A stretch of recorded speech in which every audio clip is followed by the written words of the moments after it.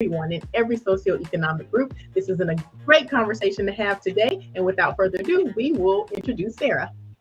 Yes, Sarah has a BFA with a minor in business administration and received her master's in nonprofit administration from the University of Notre Dame. She is now the chairwoman of the board, artistic director, dance educator of Dance Arts Center, which she converted from an LLC to a nonprofit in 2006.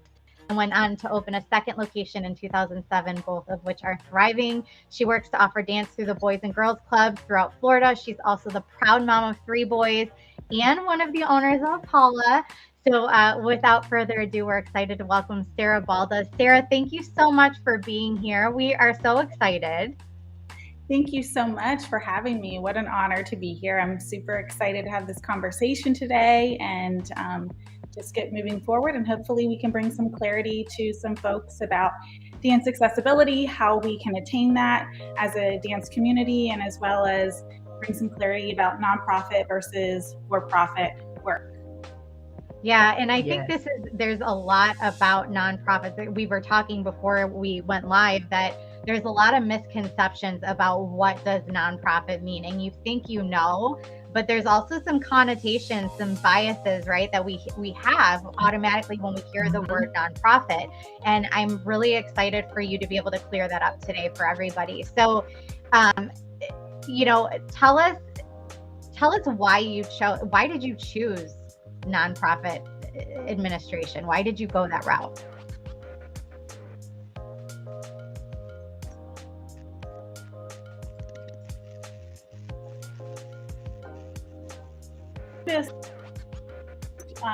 We were limited in our community and specifically provide accessible dance to all. And it's always been in my heart to make dance accessible regardless of one's ability to pay. And I was running into some hurdles with the for-profit structure. So we converted to and allowed us to open our doors to different type of funding sources, as well as support from our community in a different way. So that was the motivation for that. And then as far as going forward with my master's in nonprofit, that I had done so much research on my own and had done a lot of self-teaching and had also had a few great mentors, but really wanted to dive a little bit deeper and have a better understanding of the nonprofit sector and how I could enhance my work with Dance Arts Center. Had you done a lot of nonprofit work prior to getting your master's? Is that kind of, did you have experience working with nonprofits? I had a decent amount. I have sat on quite a few nonprofit boards, as well as just being overall involved in my community, even collegiate period, working with nonprofit groups, helping facilitate, community events and things like that. So it's always been a little bit kind of built into the structure of who I am. And going on to receive my master's was just sort of the next natural progression for me. Yeah. I feel like, Melissa, when anytime I've ever encountered somebody that's done nonprofit work, like they're more willing and able to step into that like nonprofit role too, because they're not scared of it. People that have no idea, like they're like, I ain't touching that with a 10-foot pole. So like booster clubs and things like that, like it's like a whole nother world. So you always have to have that person that like isn't scared of it. Yeah. Sure. So I mean, along the same lines of that fear that people have, just the fear of the unknown. Can you talk about the difference between nonprofit and for-profit and what that actually means? Like, do you actually have to sacrifice a quality program because you choose the nonprofit route versus the for-profit route? Or can you reach for the stars and give everybody that they want from your program, even if you do choose a nonprofit structure? Because being honest, right? Like we talked about this too. Like when you hear the term nonprofit, you're thinking, they don't have as much money. It's not as the quality is probably not up to par. Like, and honestly, I learned this from your situation that couldn't be further from the truth. You don't have to sacrifice quality to be a nonprofit, and it's so much more. So I can't wait to hear how you break this down. Yeah, absolutely. And I really appreciate this question because it is something that I encounter quite frequently. Just a lot of overall misconceptions about what a nonprofit organization is, and then specifically in the dance, how does that play out, right? And are we providing some type of inferior product as a result of being a nonprofit? And I would like to start by saying that is absolutely a non-truth, right?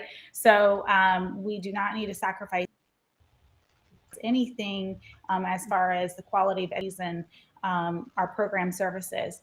I would like to, if it's okay, talk a little bit about the difference between for-profit and nonprofit for those that are watching and listening that may not fully understand the differences. So there's a few different things that come into play. So when we think of a for-profit company, when you go out into the world, most are for-profit. They're either an LLC, an S Corp. There's various types of for-profit companies. And then there's nonprofit. And a lot of times it all boils down to, it starts with the mission, right? What is the mission? What is the intent of the business?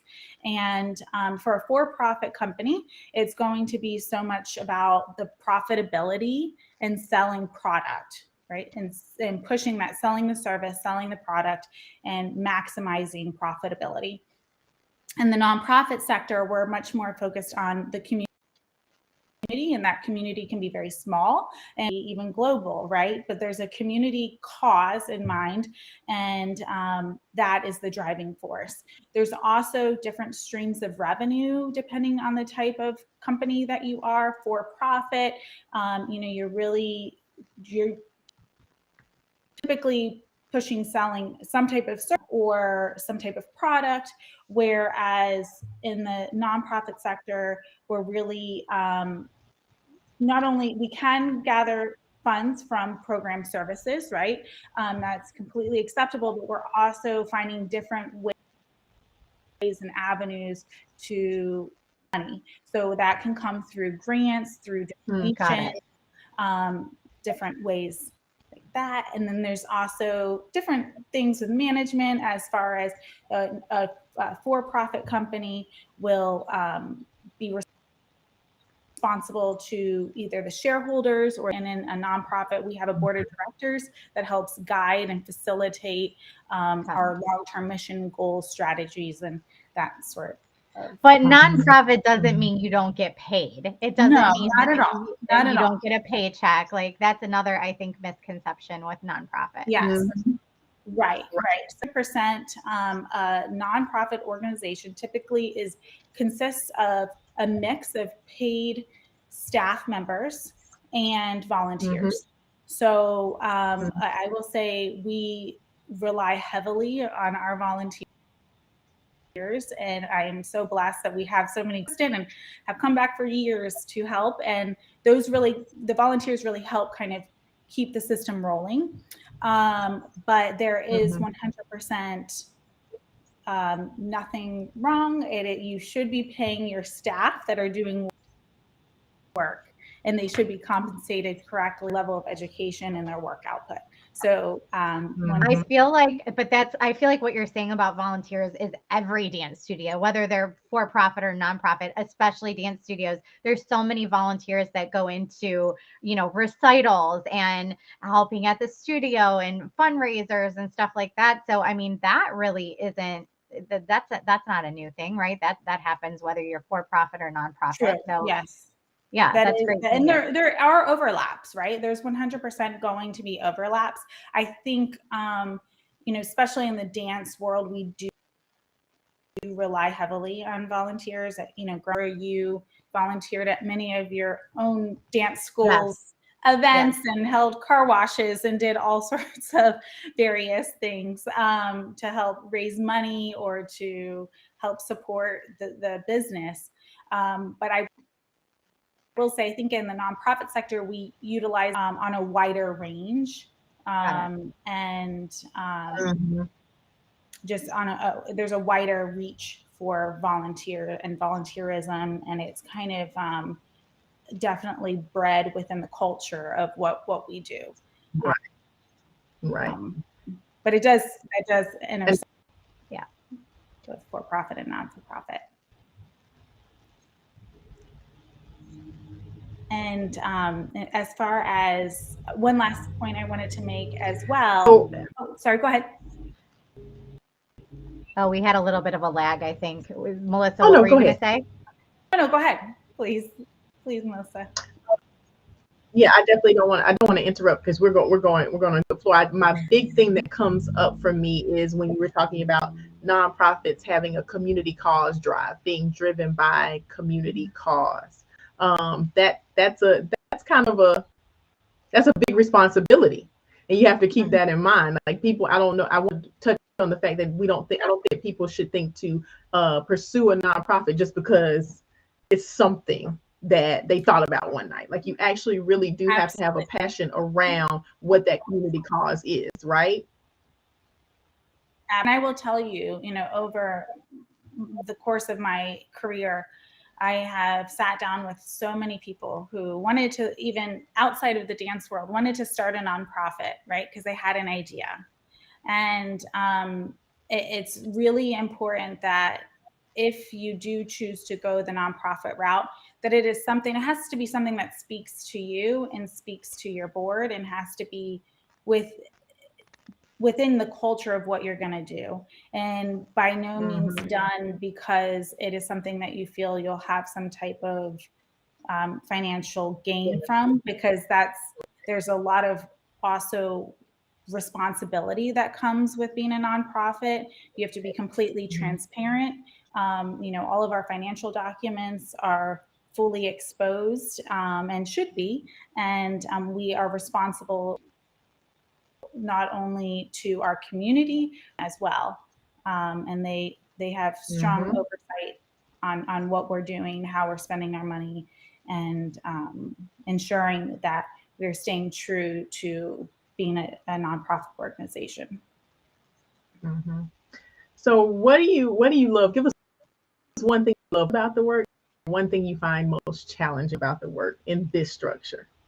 Well, I would say because I always like to start with the negative and end on a positive, so we'll start there. Probably the most challenging, and I think if you 100 nonprofits, 99 of them would be in agreement with me that it comes down to funding. I was going to say it's got to be the raising money, the funding, right? because we try to either provide services at a discounted to provide reach a larger scale with less resources, that can become very taxing. And then the seeking funding, so whether it be through grants or private donors or whatever it may be, does take a great deal of work and energy output, and it's a skill. Grant writing is not something that most people will sit down and it'll come naturally to. It's something you have to, work on and hone that skill. Funding can be frustrating, especially, the last few years were challenging for every single business. It didn't matter if you were for-profit or non-for-profit, it was challenging. But I feel that we were hit, especially hard, and trying to find additional funding, because a lot of the sources that would have been there to support us were also in question during a very challenging time. So that would probably be the most challenging aspect of my work. The part that I love the most is, well, the students, right? So that is 100%. But in the contract of what I'm doing with nonprofit work is really, when you see a student who may not have had, if it wasn't for a scholarship or an outreach class or whatever it may be, and you see that feedback, it may not even be verbal feedback, it's that physical feedback where they're standing more upright, they're making eye contact, and bless you with this just beautiful smile. that's where the joy is right there. So, and to be honest, there's been so many days that have been hard, right, over the last few years. And I always say, when I walk into the studio doors, or I walk into a dance class, wherever it may be, and I see those dancers and they look at me, okay, this is why I'm here. This is Right. this is what brings that love and that joy and that desire to continue moving forward, even during the hard days.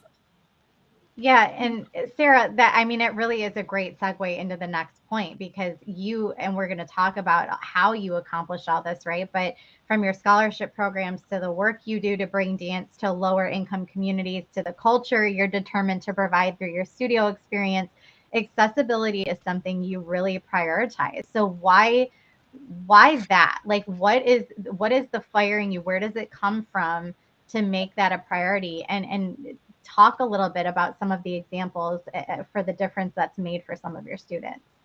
Okay.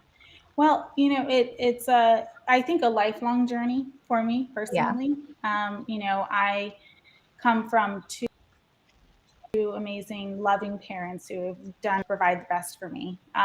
But growing up, it was hard to pay for dance classes, and I remember, bartering with the studio owner at the time to, can I clean, teach, what can I do? And she was amazing and let me do all those things, so I could take more dance classes.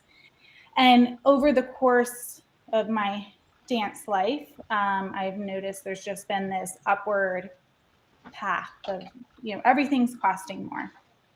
Yeah. And whether it's tuition, dance apparel, fees, and it is gotten to the point that it is not accessible for a lot of people.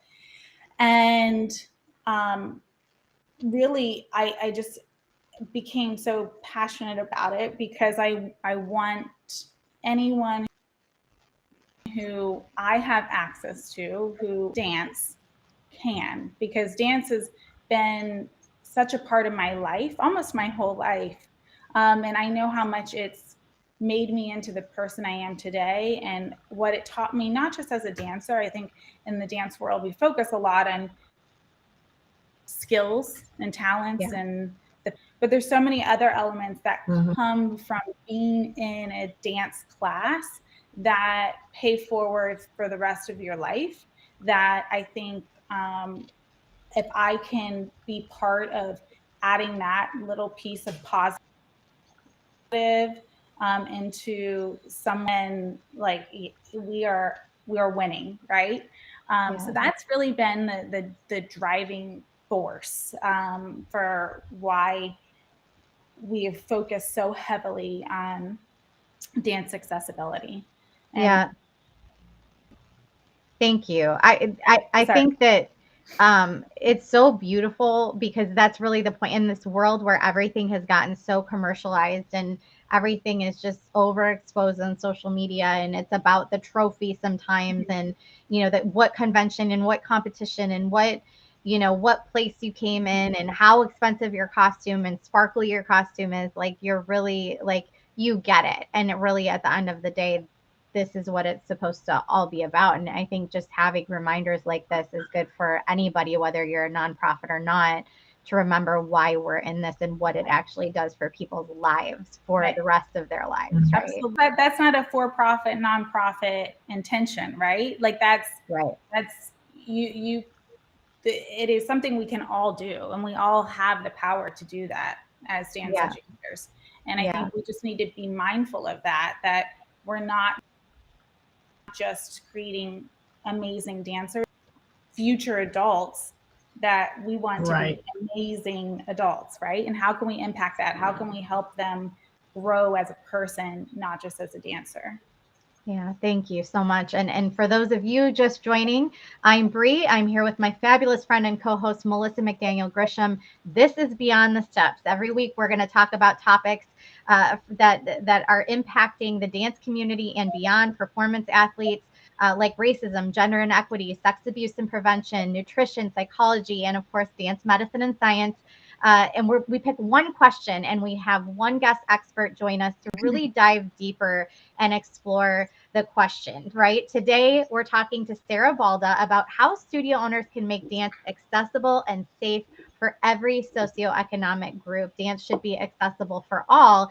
And a lot of times that gets lost. We've talked so far today about, what is the difference between a nonprofit and a for-profit business, and some of those misconceptions that come with that, and the biggest rewards to doing this work. So Sarah, now I want to change to studio culture. You don't compete at your studio. No. Your recreational program is very heavily focused on training, and your studios really cater to all different types of students from all different socioeconomic backgrounds. Talk about your decision to not compete. What do you do for the students who want more? Because I think that's when I think about, I've built 3 different competitive programs at studios, and that's something that I was very heavily focused on in my studio career, and in management and directing and educating, right? But when I think about not doing that, I think about the kids that, even with the competitive program that I was running, there were always those ones that they want more, they want more, they want more. And you want to be able to provide that for them. How do you balance that? Because yes, like I think we all know recreational program is the foundation of any studio, or it should be, right? That's where the training should happen at every level. And, at some studios that compete, that program feeds those competitive groups, right? So how do you balance the want for more with quality training with rep? Okay, yeah, great question. So, we, as you stated, we're a non-competing dance program, and we do have a variety of students. Some of them want more, and some of them want to come one day a week for a 45-minute class, and Right. both are fabulous, right? And for us, what we have found is, in kind of the dance society, we've said we've got competitive, and that means you're serious, and then recreational, and that means you're there for fun. And really, there's all these kids in the middle, right? There's a ton of kids in the middle that want more than just to come one time a week, but don't want to dive into the competition circuit for a variety of reasons. Maybe it doesn't speak to them, the style of dance doesn't speak to them, maybe it's financial, right? Because we all know so expensive. Competing is so expensive. Yeah. So, we really have our niche where we have these students who fall right in the middle of that. And we were able to help them achieve more access. So at Dance Arts Center, we have a dance company. So these are for our students that have been at the dance school for a while. They've showed not only talent, right, but more importantly, they've shown positive behavior with showing up on time. They have good intentions. They're respectful to their educator as well as their peers. And they're exhibiting those behaviors, then they're invited to come onto our company. And our company girls then perform at a variety. So even this evening, they're performing at an event to benefit the Boys and Girls Club. With 4 other dance schools from the area. And then next week they're performing down in south of us at a children's shelter. And we do a lot of based performances, as well as we drive a little bit. We're outside of Orlando, so we have done performances in Orlando. So we have plenty of opportunity to perform. And I think really that's what when we talk about the more, I've noticed that it's about having some type of audience, right?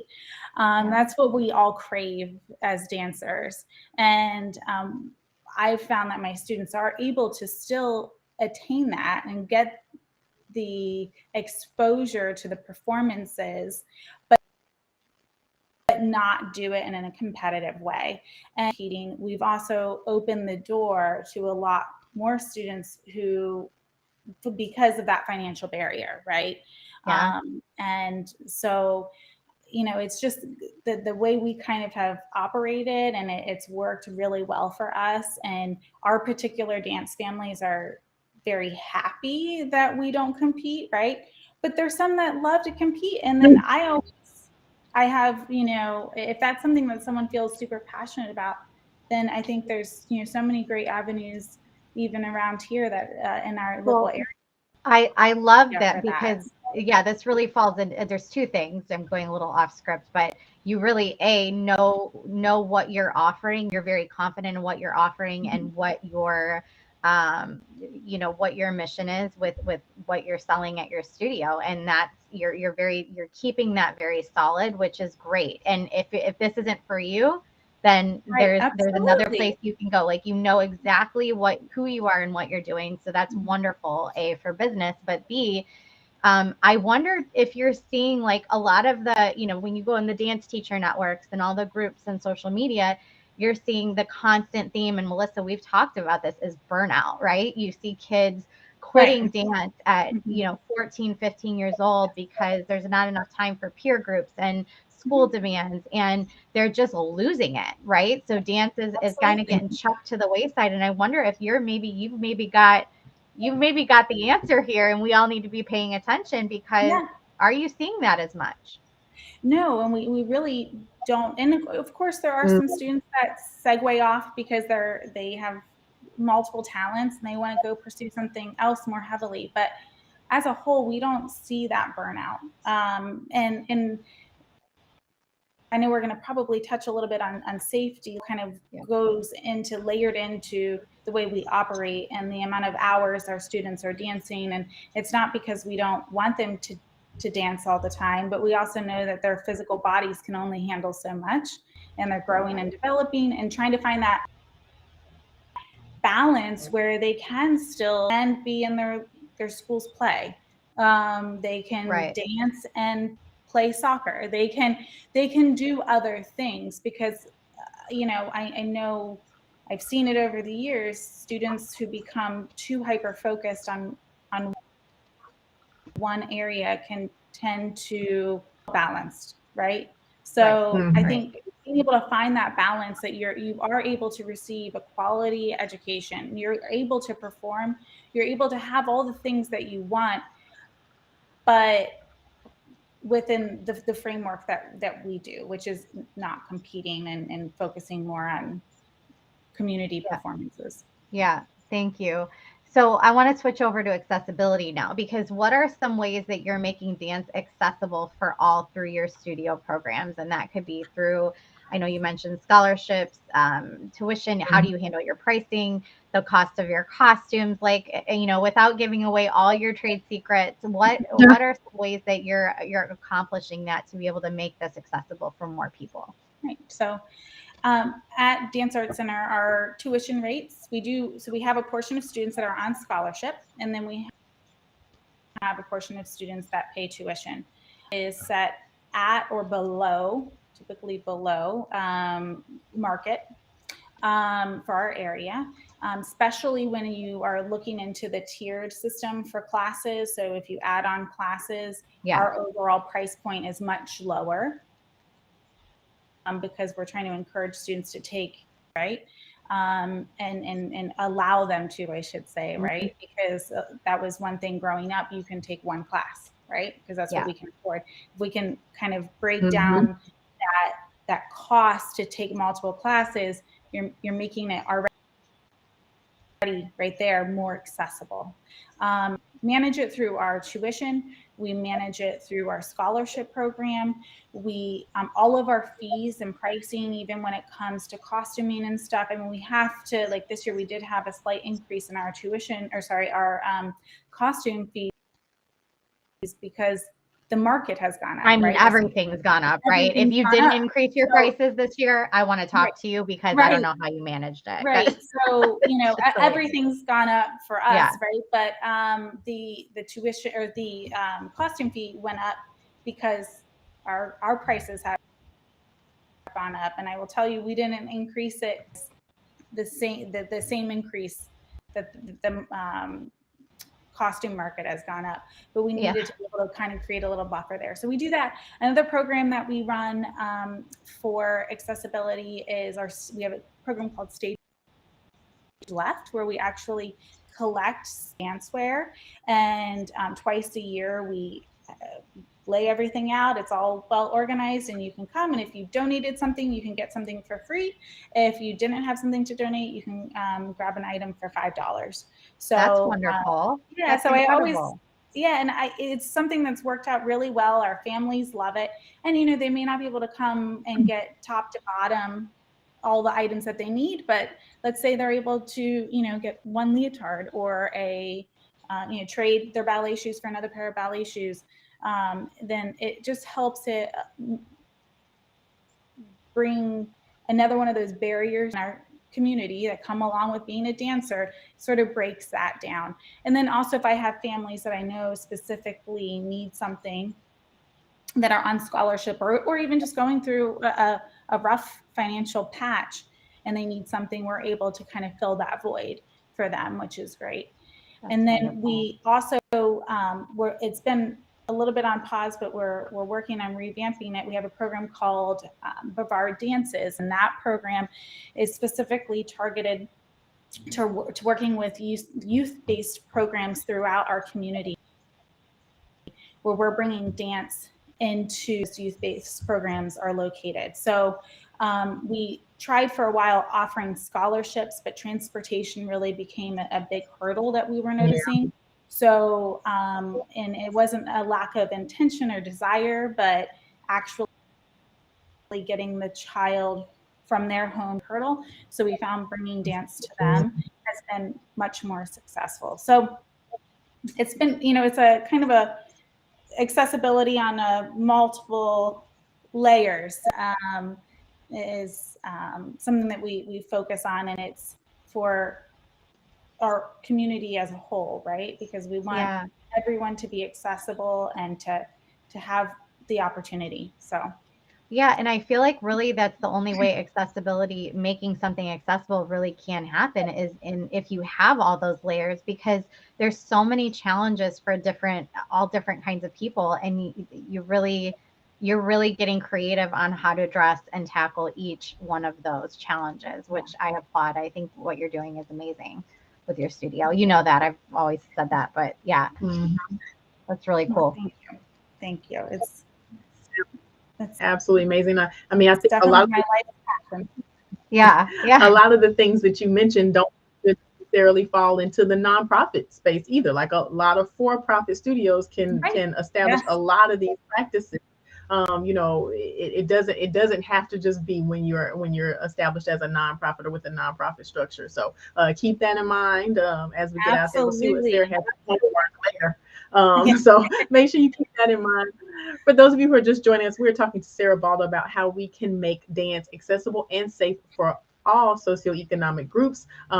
If you are just now listening, this is an amazing conversation that can apply if you are a for-profit studio or a nonprofit studio.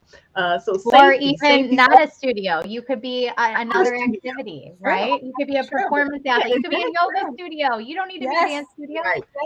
Yes, that is very true. It doesn't necessarily have to be a dance studio. Anywhere where you're working with people who may or may not need support, these will be great things to establish in your space or in your area. I want to safety for a little bit. Safety is so very important in any environment. Particularly when you're working with children, when you're working with performance artists, it's so important. And over the past 5 years, it's been a really, really hot topic. So talk about how you promote safety at your studio while still maintaining that structure of income and revenue and promoting accessibility and equity. Okay. And we can talk about, let me layer it down. What about dress code? Well, you kind of talked about dress code. That exchange program probably helps there, right? That definitely helps. So really encourage our students to participate in that and just to support each other. I mean, even our students are like, hey, these shoes don't fit me anymore. You want these? Or, you know, it's almost just built within our culture to kind of support one another. And that right there it takes down one more barrier. So through our dress code for sure. As far as safety goes, with the dress code in particular, we are also probably tend to be more on what some would say is a modest, but we wear full leotards and tights and traditional dance wear, I guess is what you would say. And that's something that we personally just, as an organization, promote to make sure we're not sexualizing children in a way. And again, every dance school that has worked out well for us, and really prioritizing the way that our students dress and appear in class. And along with that, kind of going back to what we said earlier, promoting a strict dress code allows our students to learn responsibility and structure and things that will then go on to continue help them in their future life to be successful humans, because we're building not just dancers, but responsible future citizens. And I think you have Apolla socks on your dress code too, don't you? We do. You do. So, yes. And I'm saying that's not a shameless promotion. There's a point. No, absolutely. And it's definitely a big piece of what we promote, and it is one safety issue. Yeah. And, I personally feel a lot of the traditional dance shoes don't care for the feet in a way of shock absorption and support for the arch and the ankle. And they've great success. We've been using Apolla shocks on our dress code for, I believe, like 4 years. Yeah, something like that. And my students love them. I love them. My teachers love them. I personally don't want to teach without them if I teach for more than 30 minutes. So they're really good for teachers. But the reason I brought that up is because it's another one of those things that you assume. Apolla, a premium footwear, right? They're not cheap. They're pricey. They're premium. They're worth it. They do what we say they do. But you're saying, okay, I'm a nonprofit and we don't have competition, but this is still important. This is important that you're safe. This is important that we're doing things correctly, and you're really emphasizing quality. And I think, again, going back to those misconceptions from earlier, you don't always associate that with nonprofit. So again, this is a great example of how the focus can be on both, right? And when I've had parents, question me on why are we wearing, why is my child wearing these, and I explain it to them, then the light bulb, and I tell them how it actually reduces the risk of injury and give examples, then without a doubt they believe. It's just so they have been a true help for our dancers in keeping their bodies physically safe, which is thank you. And thank you always for your support. But now to segue that into your facilities now, like your buildings and how is everything structured, your flooring, all of those things.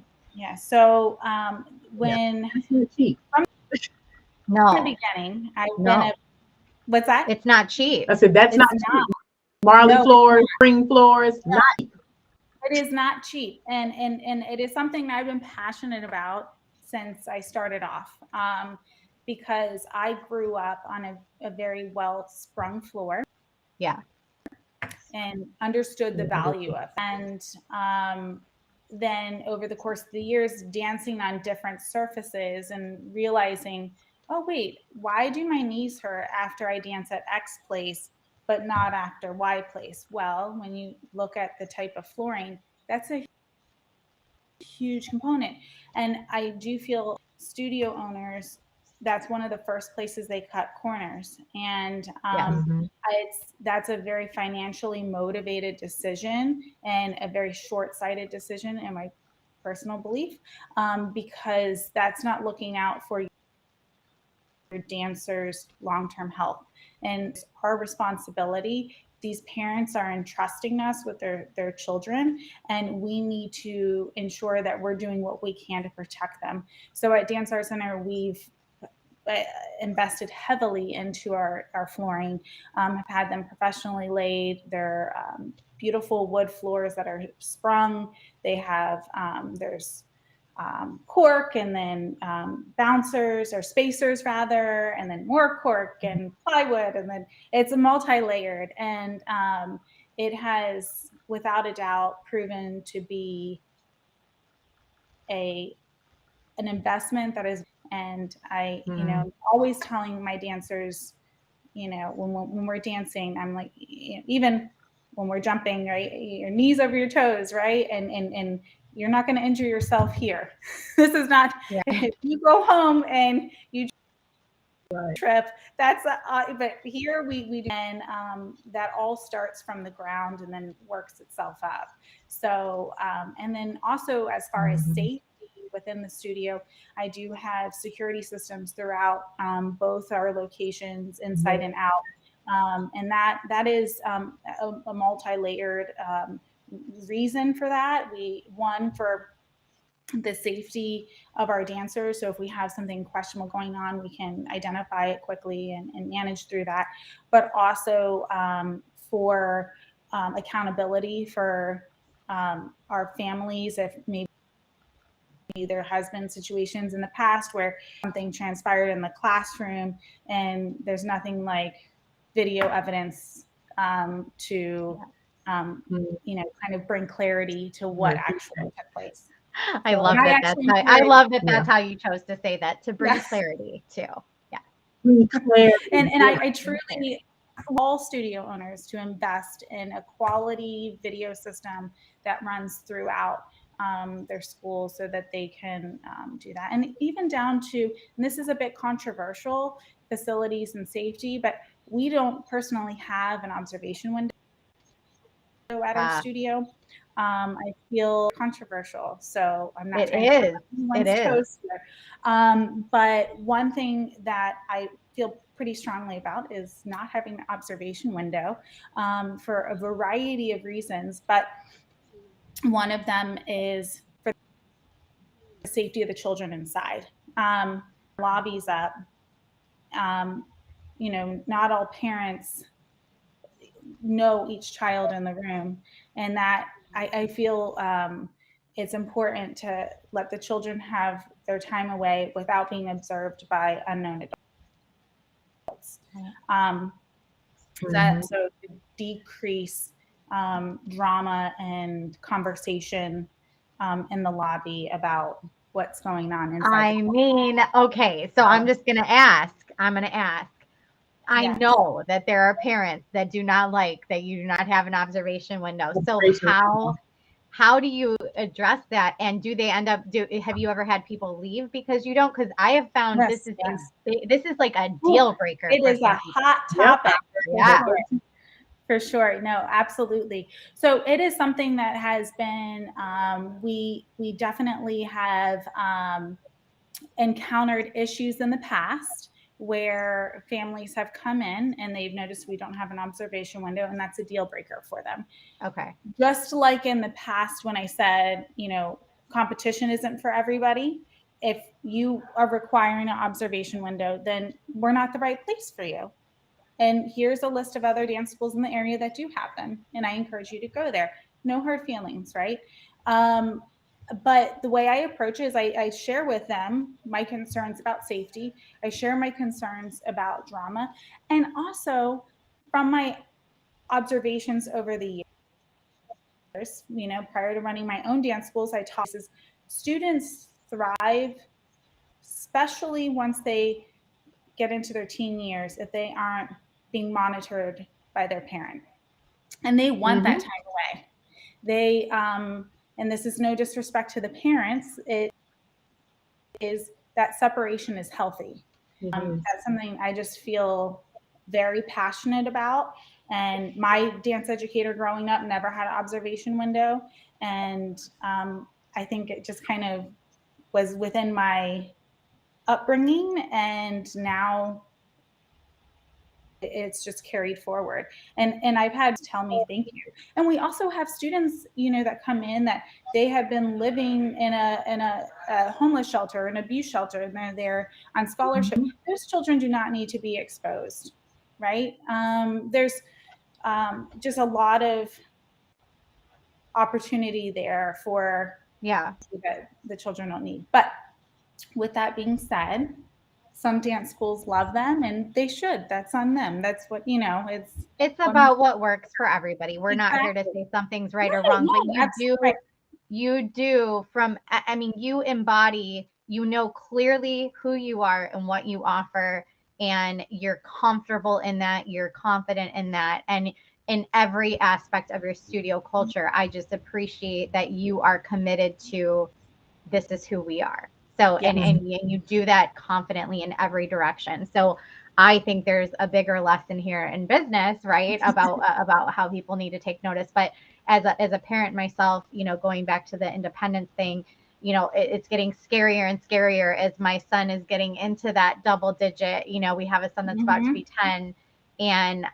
I'm just terrified of what's coming, right? And to have a place where kids can find their independence in such a safe setting, I would imagine would be so reassuring for parents to experience. Like if your kid's going to, experiment with independence, like you wouldn't want it. This is the perfect situation. It is. And it's, I know this is a common theme, but we are a dance family, but it's a nurturing, loving, supportive place where, I'm going on a little tangent here, but I had a student come in on Wednesday crying, right? Just tears flowing down her face. And I wasn't sure what was the cause. And I quickly identified it was a school-related issue. And okay, well, we're here now. We're going to walk through those doors. We're going to walk into the studio, and we're going to leave that problem out here. And we're going to go have some dance therapy. Let's go dance. And student walks in, face is red, she's upset, up, smiling, energy, and then eventually laughing and having a great time. And I think that's the ticket, man. That I need some of that in my life. I don't have that anymore, so I'm gonna fly down to Florida on a weekly basis and come to your studio. Come on down. I'll give you a little pep talk, and I'll just be like, "Come on, Bree, let's go dance it out." All my problems will be gone, and I will be happy. Oh, that's the answer. Sarah, you are the answer today. Right, just like that. Yep, to all the things. Just like that. Well, I think we can move on to homework, because it sounds like Sarah probably has a good amount of homework to give our listeners. So Sarah, here at Beyond the Steps, we like to give our listeners and viewers one thing that they can do between now and the next show next Friday to make progress in this area. So how can they make dance more accessible and safe for all socioeconomic groups? One small step. I think one small step is identifying within your dance culture what is one of the biggest hurdles your families have, and come up with one idea. You don't even come up with one idea on how you can make that just a titch easier to make your dance school more accessible to all. I think we're not going to solve problems overnight, right? It's building those blocks. So if you can build that first block, making dance more accessible within the construct of your studio, then that's the first step. And then take that block and build another one, and then build another one, and eventually, you'll be flourishing and having great joy, because you'll be finding dance accessibility is something that can be real and achievable. That is awesome. So you've got your homework, everyone. Think of that one idea that can make dance more accessible for your families. What's going to help them the most in your studio space? free. And I also have homework for you. Take the Steps initiative. There is a racism and equity section in there.